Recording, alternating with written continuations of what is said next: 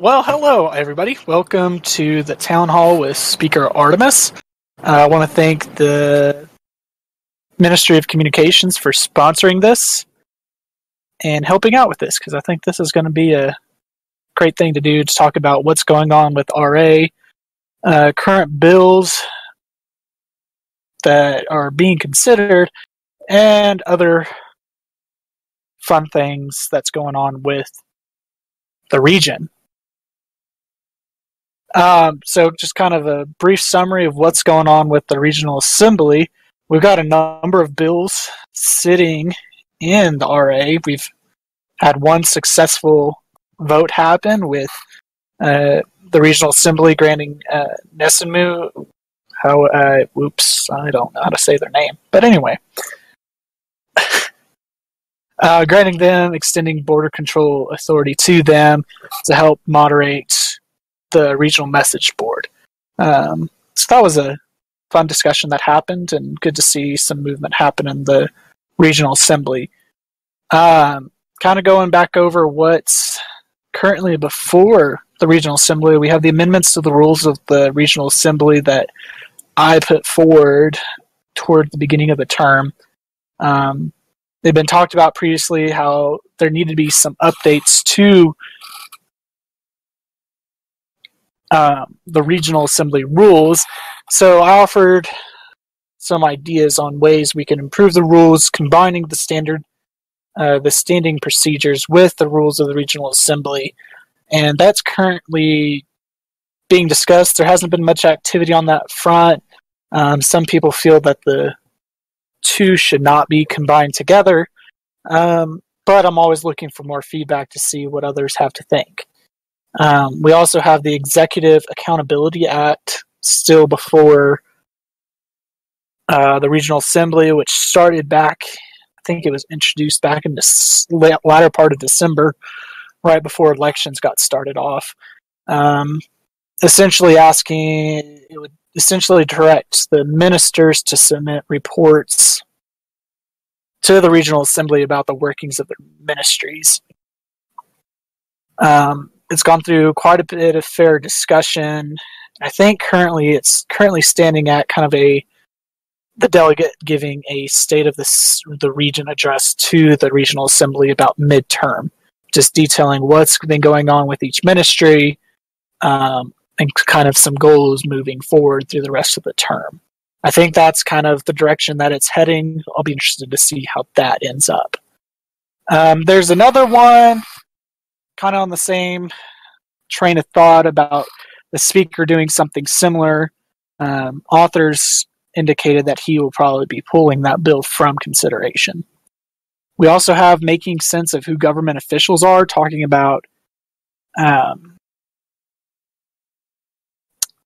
who government officials are, just kind of like the name says. It's primarily focused on the deputy ministers and their role. Are they government officials? Are they not? Is there better terms for them? So on and so forth. I haven't kept up much with it, besides asking a question or two.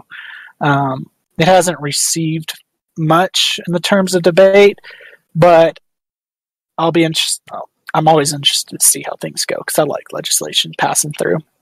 Already talked about the extension of border control powers. There's also another bill talking about border control authority, tweaking the authority of the line of succession to grant border control powers to any 3 security counselors, not just the 3 first in the line of succession.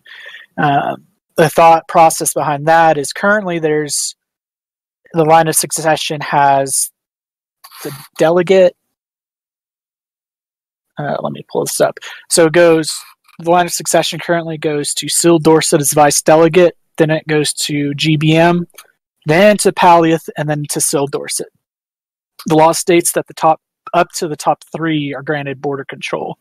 So that would give border control to GBM, Palliath, and Syl Dorset, with Palliath and Syl Dorset serving as delegate and vice delegate respectively. So in essence, that leaves 1 security counselor with border control authority. And the thought process was to extend it to others beyond the delegate and vice delegate. We have a discussion about the MPA doctrine, and it's called the MPA doctrine consistency.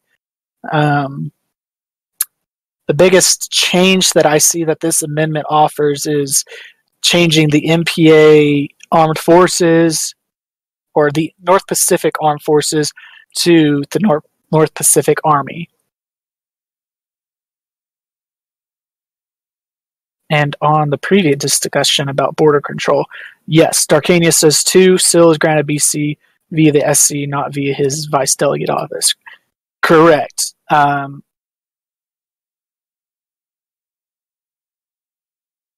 That is correct. But he has brought up how he feels that the vice delegate, for the most part, should never have border control authority. That it should be strictly it's either the Security Council or the delegate have border control authority. So that's kind of one of the reasoning was to adjust the rules regarding border control and who can be designated it, separating that from simply a position in the line of succession, to grant broader coverage on people who have border control authority, spread out across the time zones. And then we have another one, the RMB regulations bill, another bill I put forward before the regional assembly. Probably should have chosen a different title for the bill. In essence, what this bill does is it amends Chapter 7.3. What is it? 7.3, 16, which states the serving delegate may regulate the regional message board as they see fit. It adds the words, nations may be ejected or banned for violations of established regulations. This was something that just kind of got brought up, is if a nation isn't breaking the one-stop rule shop rules or site rules, but they're at the same time causing great disruption in the RMB, there might be rules set up by the serving delegate, but currently if the nation is breaking those rules, legally there's not anything that the delegate or their appointees can do about that. They can still eject or ban, but that would probably get quickly overturned by the courts if it got brought up. This just gives the delegate the authority to enforce those rules that they set up. There's also a section, and it's been brought up about the Bill of Rights and free speech. The very next section reads, such regulations may not prohibit speech which is in the context of TMP politics. So there are some rules and some limitations on what the serving delegate may regulate on the RMB. That's received some interesting feedback from both sides. Some who are kind of on the fence, some who don't like it at all. That's a quick rundown of kind of what's going on legislative-wise within the regional assembly. Next, I'll talk a little bit about what's going on in the speaker's office. So currently there's 3 deputy speakers under me, Bootsy, Barbarino, and Ark. Bootsy is I designated as acting speaker in my absence. So from the get-go, if for whatever reason I leave, vacate my office, etc., before the end of the term, Bootsy would take over as speaker. I brought on 2 newer individuals to the office, Barbarino and Ark, just to give them some training on what happens within the speaker's office and hopefully convince one of them to eventually run for speaker. for now, I've kept on the speaker staff and transitioned it more into a project-focused role to focus either on RA Digest, which will be combined with, I believe it's with TNS, and I'm pretty sure that's where it's going. I think, yes, I was corrected. Yes, that's where it's going. The North Star. And the Voice to Excellence program, which we're still trying to tweak a little bit to focus on newer members of the community who want to write legislation, but they're not really sure how to go about it. And what this will be is kind of a mentoring program where they'll work with members of staff to draft their legislation, make sure they're reaching all the different areas of the laws that need or would be affected by this written legislation, and then go through a similar process that previous speaker Wanderous started with a mock debate and try to bring in people from both sides or people to play the devil's advocate against the legislation and have somebody for it to discuss this kind of stuff in ways we can improve that legislation before it's submitted to the regional assembly. Not by any stretch saying that's required, but something to help newer members craft legislation. The third project, which is still kind of in the works, is a speaker's training manual. I've been working on a draft of it, which hopefully by mid-March will be put out for the speaker's office to review ways to help train the speaker. Things they may not have thought were part of the job, but are part of the job. How each aspect of their duties need to be done. It'll also go through what to look for in a deputy speaker, how to train the deputy speaker and the various jobs, figuring out ways to delegate authority to those deputy speakers, and ways to utilize the speaker's staff. Those are just kind of the three main areas that I want to focus on with the speaker's manual, and hopefully moving forward, future speakers will add on and tweak that training manual to make it even better for future speakers and deputy speakers. So that's kind of what's going on in the speaker's office. Just to give you all an update and kind of an idea of that we're just not chilling around and doing nothing. The final thing I kind of wanted to talk about is there is currently a request for review in the courts, just waiting on a decision from the court itself regarding this, regarding the citizenship oaths. So I'll be interested to see how that goes. Ultimately was triggered by Gracius Maximus. His oath was not filled out properly per the common sense oath law, I believe, which tweaked the citizen's oath. Sorry. So I'll be interested to see how the court falls on that. At this time, I'll be open to any questions from anybody. Thanks for taking the time to lay that out. I think it was pretty helpful to give sort of a snapshot of what's going on in the Speaker's office. There's a lot more active legislation that than I had expected. So I think it was good that you ran through that.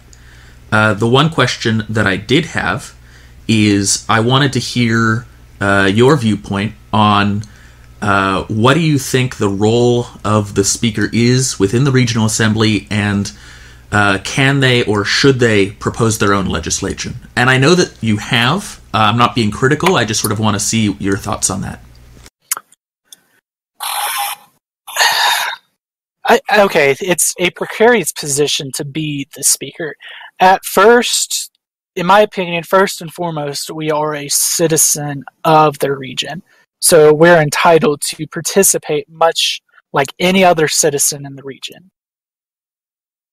But on the second hand, we are also the leader of that body. We are the leader of the regional assembly, making sure that it is a fair and open process for everyone to be involved in. So it's a precarious position on how much we can, how much I would like to see the speaker involved. One, I'm totally okay with the speaker proposing their own legislation, debating their own legislation, and trying to push for that. And that's kind of something I've told to my deputy speakers is, hey, I'm not afraid to step in and propose my legislation and talk about that. But we need to make sure at all times we have somebody who's moderating and taking care of RA authority in that discussion. So kind of a viewpoint that we established in the office is, if you're going to get involved, if you're going to write a piece of legislation, debate vigorously on a piece of legislation, just let another member of the office know so that they're prepared to step in and be basically the chair for that legislative, I'm just struggling at words, but that piece of legislation. We'll always have somebody leading that session, if that makes sense and answers your question. I don't want to limit anybody's involvement, but I also want to make sure we have somebody who's there moderating and being a non-biased as possible individual, taking care of business. That does answer the question that I had. Okay. For future reference, keep in mind that when people like Darcania, for instance, post questions in the chat, the NBS can't see that, so I recommend that you read them off for everyone to hear. Okay. Darcania asked the question, do you plan to abstain from all votes put to the RA like Zivet? Because I'm not going to try to pronounce that full name.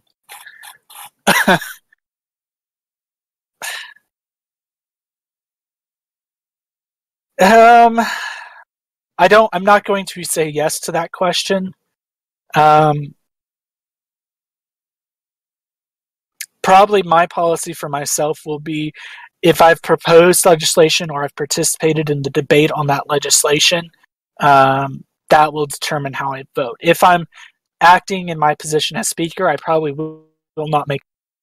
But if I've participated and handed off this particular legislation to be moderated by a deputy speaker, I probably will vote one way or another, depending on the legislation before the body. Midir says, Oracle, I love you. Make this public. Don't silence the truth. No taxation without representation. Down with the speaker monarchy. Thank you, Midir.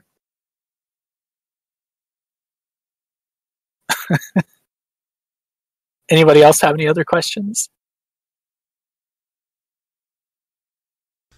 Do you have any plans for future legislation that you plan to propose before the Regional Assembly?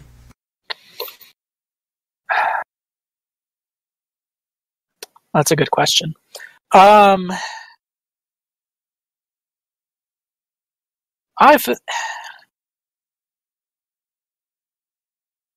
going to go with no at this time. At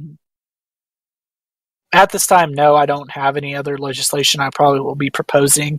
There might be times that I get asked my input, mostly in regards to my position as a security counselor. I know I've been asked a few questions there about potential legislation, but I don't foresee myself really proposing any more legislation unless there's something comes up between now and, for now, I'm just going to say the end of the term. I don't foresee me proposing anything else until that time. Darcania asked, what was your thought process when appointing your 3 deputies?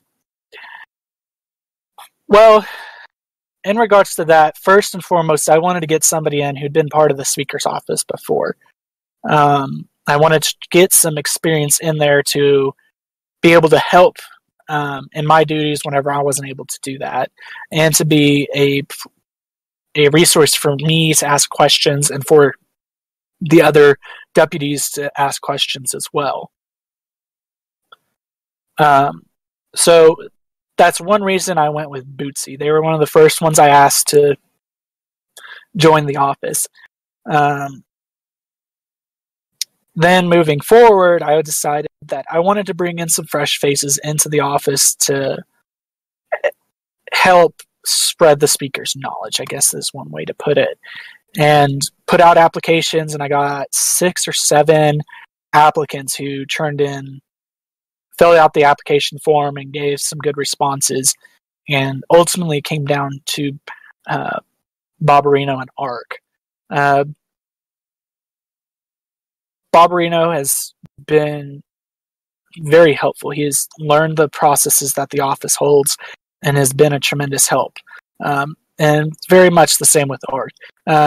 With Ark, he came in with when we knew when he was coming in that he was going to be very busy, both with real life and commitments in other regions, but he has stepped up and has been involved with the speaker's office, and I look forward to seeing what he has to offer moving forward. That was kind of my thought processes. I wanted to bring somebody in. At first, we were thinking, okay, we want to bring in somebody who doesn't have as many commitments to other positions within the region. And then that came down to that pretty much eliminated a number of the people who applied. We had to just start looking on how we were going to appoint people. And then it came down to who has the potential to learn. Who's going to be the most receptive to what they need to learn and be able to pick it up and run with it. And I think for the most part, the deputies that I've appointed have done that very well. Midir, can you moderate the RMB harder?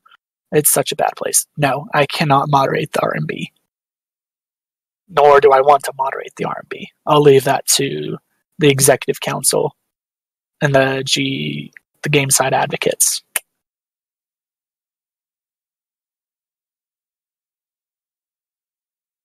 Zaz is typing. Yes, indeed, he was.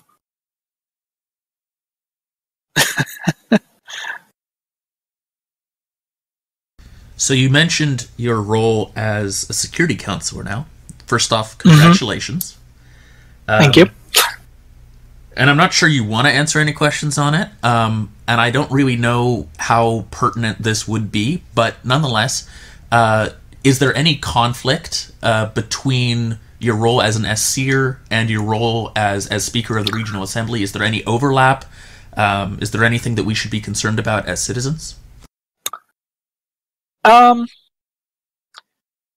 Okay, first off, let me address, at this time, there's no security concerns. Everything is awesome. Okay, I just had to do that from the Legos movie. But no, okay. No, there's not much overlap. I see more and more frank discussions happen in those Security Council chambers, which I very much enjoy. I enjoy frank conversations. Personally, I'm not a big one on the political doublespeak. What you get out of me is what you're going to get, and you don't have to really think about, did he really mean this, or did they mean this? It's what comes out is what you get. So I enjoy that aspect of the Security Council, because we are very frank there. But in terms of overlap, there's not really much anything in that, because there's not much that the Security Council does that interferes with my duties as Speaker.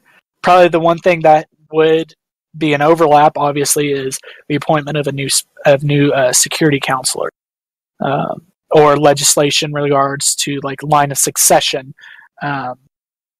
Those probably would be the two bigger overlaps of my duties as a security counselor and my duties as Speaker. But for the most part, the discussion that involves those two things is very much separated. There's a discussion that happens in the Security Council regarding the line of succession and people applying for the Security Council, and then it transitions into the work in the RA, passing a line of succession or discussion on approving a new applicant to the Security Council. Those probably are the two bigger areas of overlap between the Security Council and Speaker.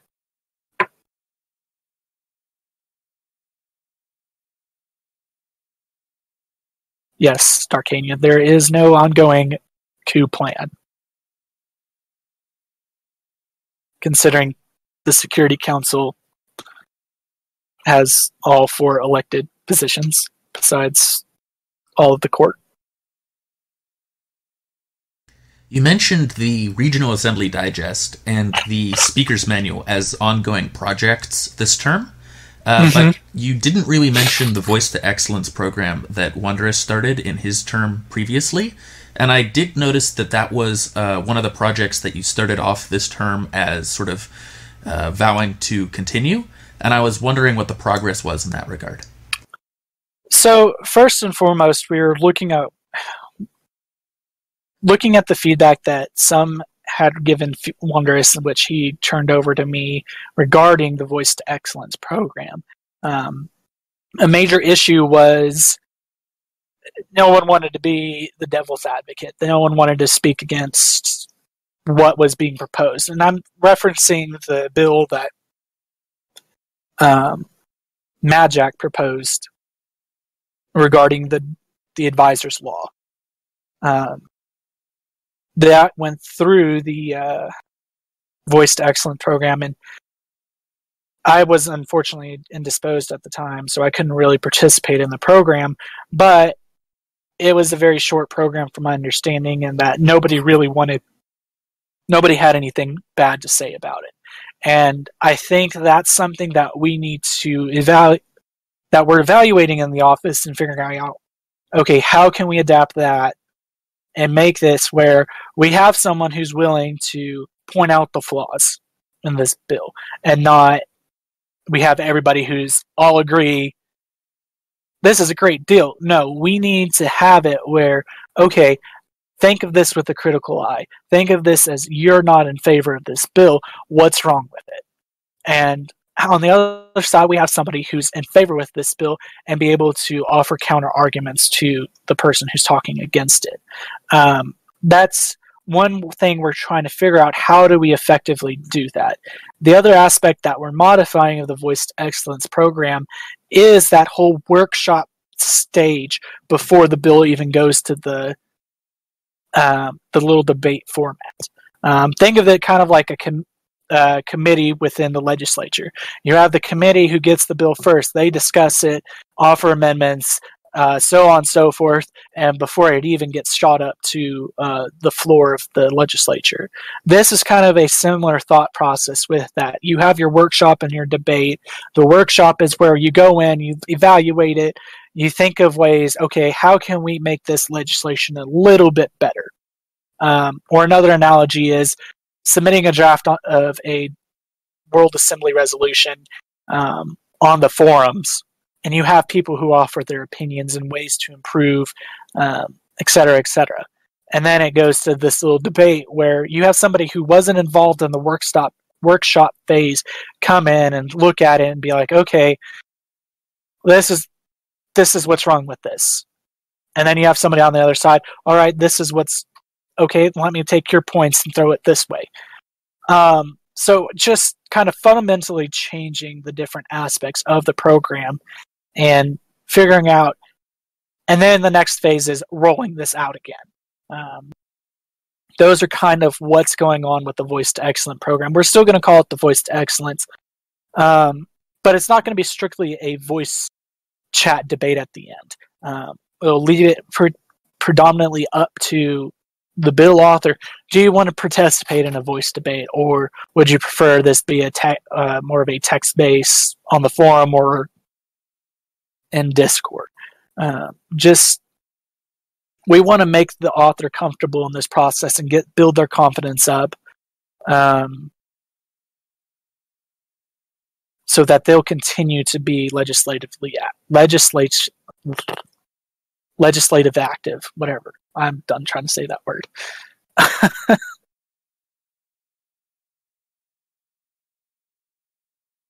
Thanks for your response. I'm glad someone else is having difficulty pronouncing that word as well. It's been a day. It's been a day. I don't want to steal the floor from anyone else, so if everybody else has questions, feel free to post them or ask them. Otherwise, I'll just continue. I can unmute people.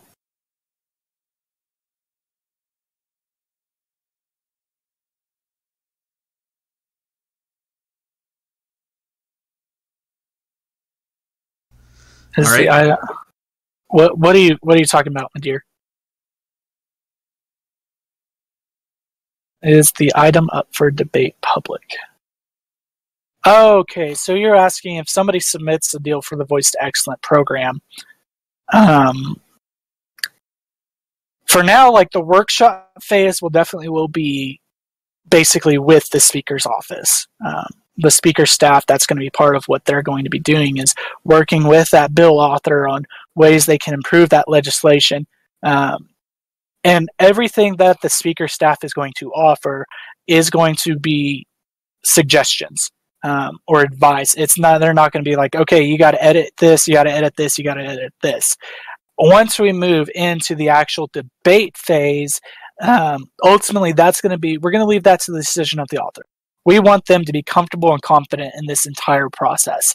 So if they want to basically open up this entire process to the debate process to the entire public, by all means, we will open it to the public and we will make sure that we get people involved. If they want to keep it insular with just within the speaker's office, we will do that as well.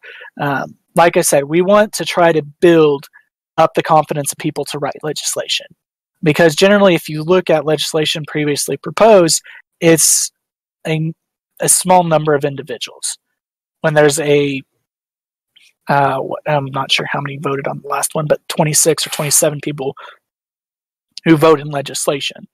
We want to see the number of people proposing legislation diversified from the few that have previously proposed things.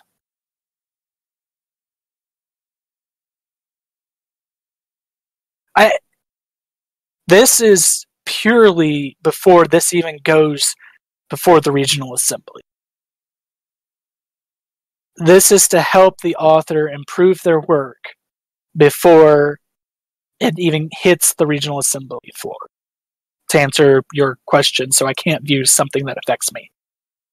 Also, to fix your correction, it's legislative. Yes, that's the word I was looking for earlier and couldn't get it out. So I guess a good way to put this, Midir, is think of this like the committee process within the United States legislature. The committee gets assigned a piece of legislation.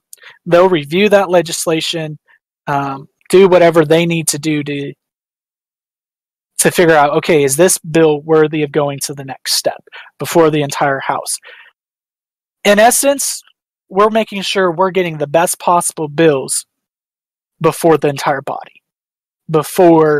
So there's not simple mistakes that get called out and then the person who wrote that bill loses their confidence to keep on legislating, to writing pieces of legislature. So the committee process, think of it as this is the speaker's office trying to help an individual craft their legislation. They may have an idea, but they don't know how to put it into words. I'm not saying the public makes bad decisions. What I'm saying is we want to build up the confidence of the individuals writing legislation. And we want to make sure they're able to put forward legislation that has good quality and substance, and that they've thought through all the different processes and areas that this will affect and ways and be able to respond to questions that come in from the public.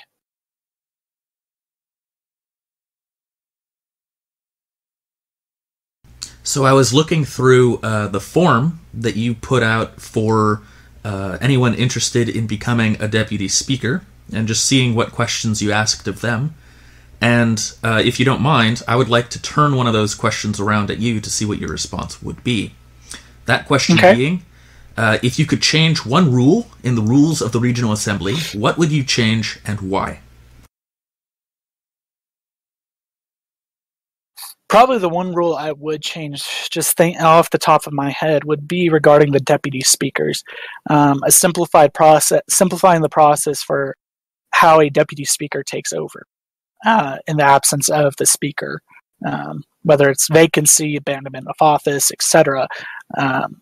Basically, this in setting it by seniority. Whoever is appointed first or takes their oath for it first, they're going to be the ones that take over the speakership. And because right now it...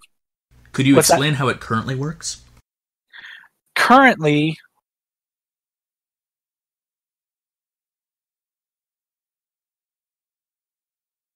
And sorry to interrupt.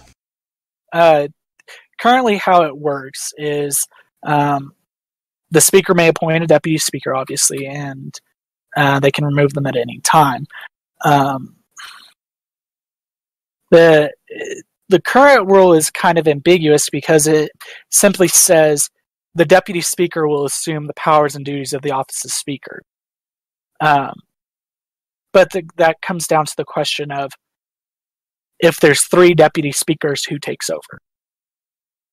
So that's one way I've kind of addressed that issue going forward is by naming one of the deputy speakers as acting speaker in my absence. So basically they're the first deputy speaker and they'll take over if for whatever reason I'm absent. Currently it works, it just says the deputy speaker, so there's no process for determining which deputy speaker. The deputy speakers may amongst themselves probably decide, okay, I don't want it, you should take it. I think that was a situation that happened whenever ABC left, I think during the elections, and there was 2 or 3 deputy speakers, and there was no clear idea which one would take over. And I think in the end, Wanderers took over before being elected. So I would like to change that rule to simplify the process and make it very clear, okay, in the absence of the speaker, this deputy speaker is first, this one's second, this one's third, based on either appointment or when their oath was taken.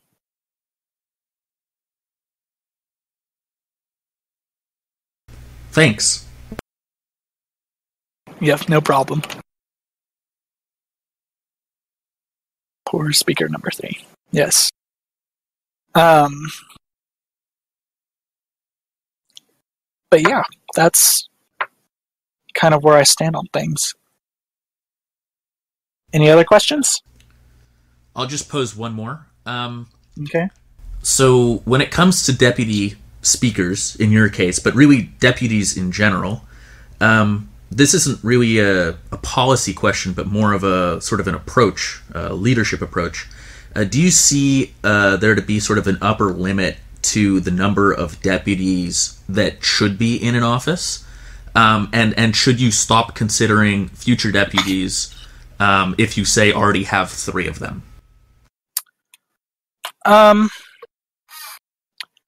What I'll say, and just in general, because I have served as a minister of culture before, I bet I did resign after a couple months due to real life stuff, but I did get to experience the first part of choosing and deciding kind of the direction to go.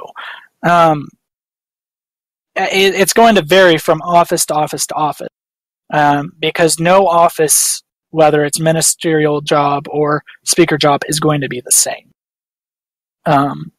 It's going to depend on what you want to accomplish this term, the projects that you're going to have moving forward, and the duties that you don't think you're going to have time to address that you're going to need a deputy to help with.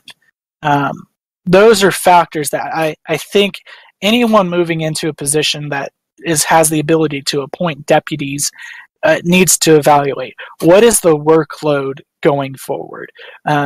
What are the projects that I want to get done? What are the goals that I'm setting that I'm going to need a deputy to help with? So kind of in and then I'm going to narrow that focus into the speakers. One goal, obviously, is I wanted to have an experienced one. That's where Bootsy came in. I wanted to bring in 1 to 2 new people. I brought in 2 new people who hadn't been involved. And then ultimately, I was looking at, okay, I want someone who's going to be able to help out with the RA Digest. I want someone who's going to be able to help out with citizen checks. And I want someone who's going to be able to help out kind of anywhere to fill in the gaps. And I think I've gotten that for the most part. So I don't see myself appointing more deputies unless in the end, going forward, we have a whole bunch more stuff hits the speaker's office that I can't, I would need help on. The other thing to think about in other positions, such as a minister's position, I've got 3 deputies with me, helping me. One, are they hitting all the jobs that I need? Do they need more help? Is there other duties, other projects that I'm going to take on during this term that I might need additional help for? Because the deputies are going to be some of your biggest help moving forward, and they're going to be the ones who are going to help motivate your executive staff as well. Because as minister, you can only do so much yourself. You're going to need help from your deputies and your executive staff, and the deputies are excellent tools to help motivate the staff to be doing work. Excellent response. That's all the questions I have. Mm-hmm. And to kind of go off what Midir said, 3 is a good number. I would agree. For the most part, you're going to hit everything you need to do. Some cases, you might just need 2 or 1. I wouldn't say set yourself at a specific number. Evaluate what's going on with your office. What do you expect to happen from the start of your term to the end of the term? And look at your goals for that same period and kind of think, okay, how much work can I give one person without overloading themselves, and how much work is left over? And then keep on thinking through that process to come up to a number of people.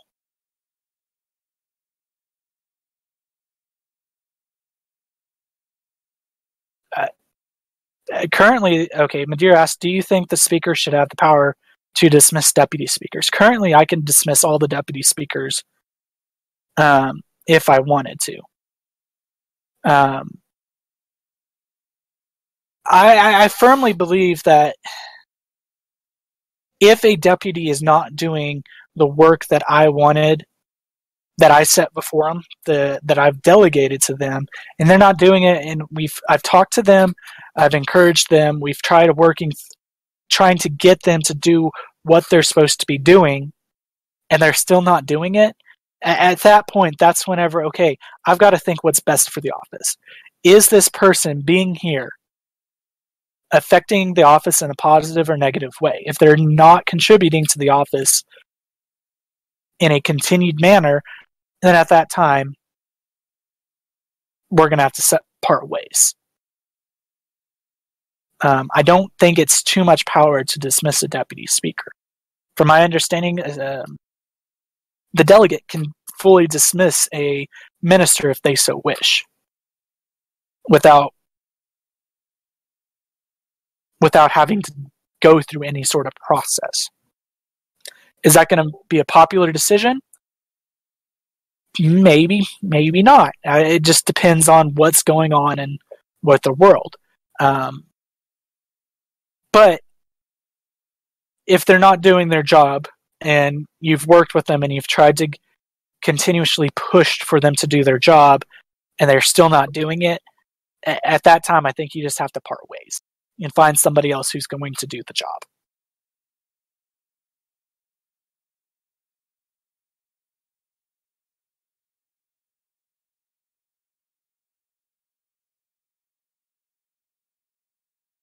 Anybody else with any questions?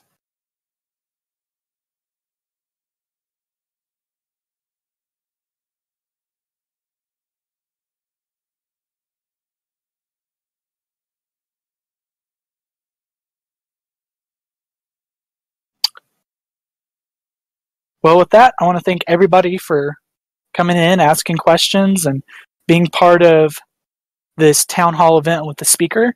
I think that we're going to try to do this probably every 2 weeks, every other weekend, something along those lines, and see how it goes. And with that, this is Speaker Artemis signing off.